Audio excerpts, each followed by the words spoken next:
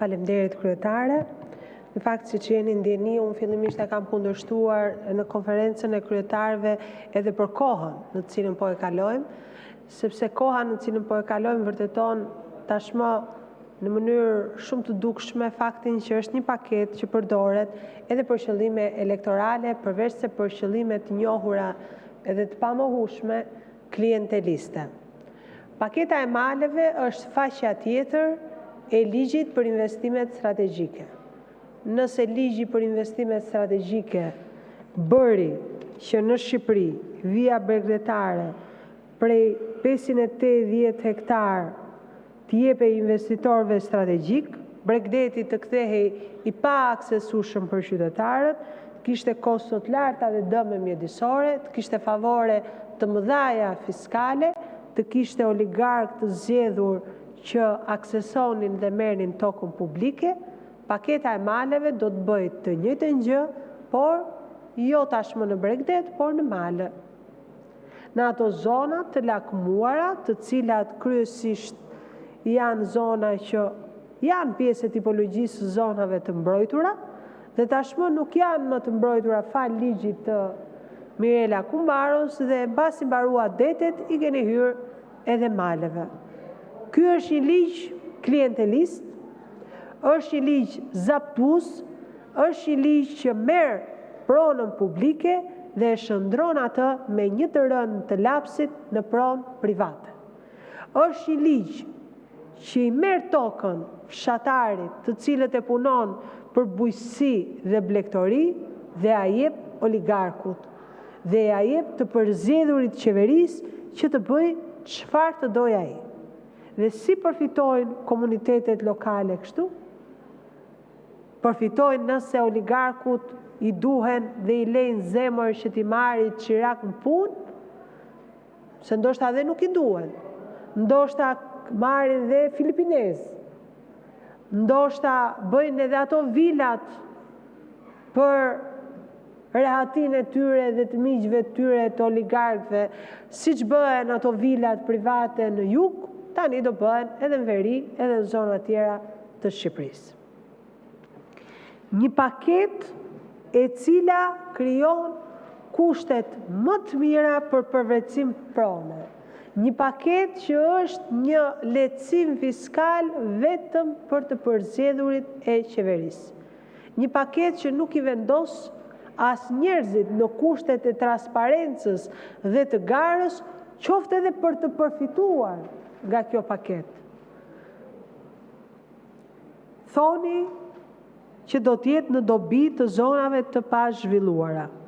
Në fakt nuk ka si dobi të zonës, është në dobi të atij që do e marrë. Zona nëse është e pazhvilluar, mund të zhvillohej duke i dhënë mundësi banorëve lokal që të zhvillonin veprimtari atje. Por jo duke e tjetërsuar, duke e vjedhur pronën dhe duke dhuruar terene pyje, duke dhënë dhe pa kosto të caktuara fiskale, vetëm si dhurat. Malet po ashtu janë një pasuri e çmuar për komunitetin, për ekonominë lokale, por edhe për mjedisin. Kjo që ju bëni mund sjellë dëme të parikuperueshme në mjedis, sepse janë ndërhyrje kryesisht dhe s'mund ta mohoni ndërtimore, sepse fjala zhvillimore tek ju dhe fjala ndërtimore janë barazuar. Pra ju në male do të bëni resorte komplekse vilash të oligarkëve që marrin tokën publike për interesa private. Biles mund të qëllojnë nga ata që mbasi kanë marrë tokën publike në bregdet, kur është shumë vap të kenë dhe tokën publike për klimë malore. Kjo është e vetmja gjë që bëni. Pra jepni më shumë nga pasuria publike, më shumë nga ajo që i takon gjithë shqiptarëve, një grupi oligarkësh të përzgjedhur dhe klient të pushtetit.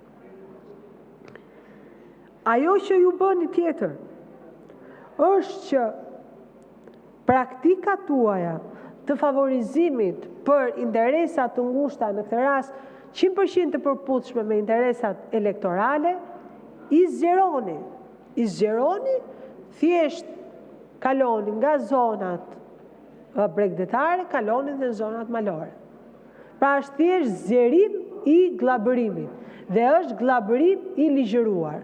Më thoni do t'ju mua, cili është një investitor i huaj strategjik që erdhi në Shqipëri me ligjin e investimeve strategjike? Zero.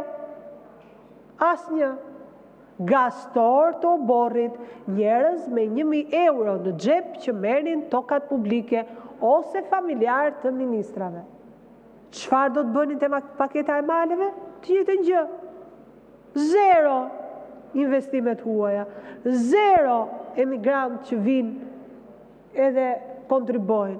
Kush do jenë? Gastor të oborrit, biznesmenët që do të mbulojnë fushatën, ata që do të ndihmojnë për vota personale edhe ministrin, me që ka dalë nga të hapur, dhe ministra tjerë, edhe në rrodh që e përdorim Shqipërinë si plaçk elektorale për të dhënë tokat në male, në fusha, në kodra, në bregdet e kudo. Ky ligj, përveç se ka mungesë transparence, klientelizëm, ka dhe një rrezik tjetër.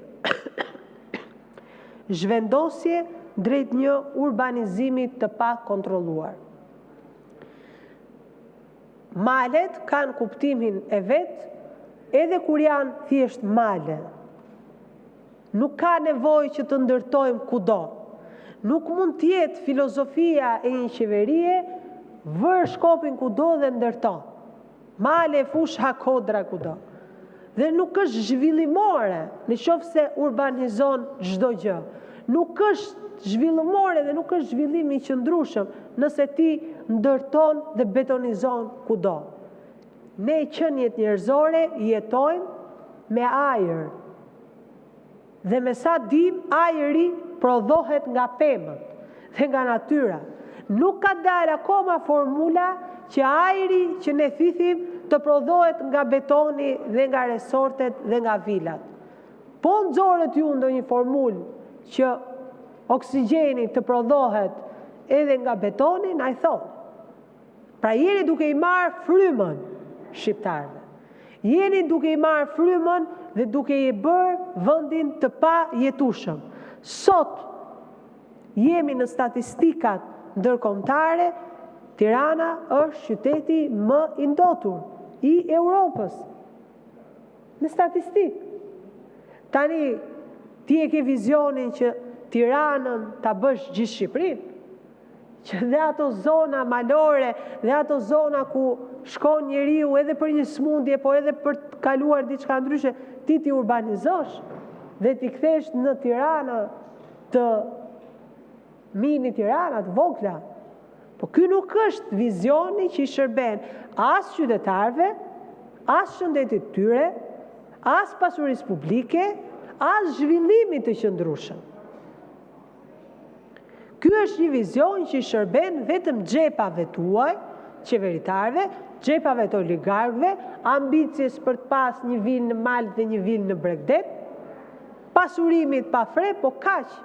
Nuk ka asnjë të mirë për qytetarët shqiptarë. Përkundrazi, në të gjitha parametrat, ky është një ligj që i shërben shkatrimit të zonave malore. Është një ligj që i shërben klientëve të pushtetit për të marrë tokë publike, është një ligj që i shërben vetëm ambicjes tuaj për të pasur dhe ca vota më shumë dhe një 500 grupe që do t'i aktivizoni me premtimin që do t'ju jepni nga paketa e maleve, 500 familje të cilat do t'i gënjeni se në fund oligarkët e zakonshëm do t'a marrin dhe do t'i kënaqni me lugën bosh për t'i marrë votën dhe në fund për t'i marrë dhe tokën publike dhe pasurinë publike dhe ata të mbajnë stresin, presionin, shkatrimin dhe ju të mbani parat, luksin. Ndaj, ne do t'a votojmë kundër, jemi kundër, nuk është një paket që zhvillon asgjë, është një paket që vjedh edhe atë pak gjelbërsi që ka ngelur në këtë vend që po shkatrohet dita ditësh falë qeverisjes tuaj dështuar dhe në ikje. Faleminderit.